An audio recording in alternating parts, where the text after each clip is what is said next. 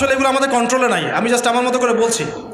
কিন্তু যদি আমাদের ক্ষমতা থাকতো, কন্ট্রোল থাকতো, এই সামাজিক যোগাযোগ মাধ্যমগুলো ব্যবহার করার মূলনীতি দেওয়া থাকতো, এই যোগ্যতাগুলো অর্জন না করলে কারো হাতেই এই ডিভাইস যাবে না।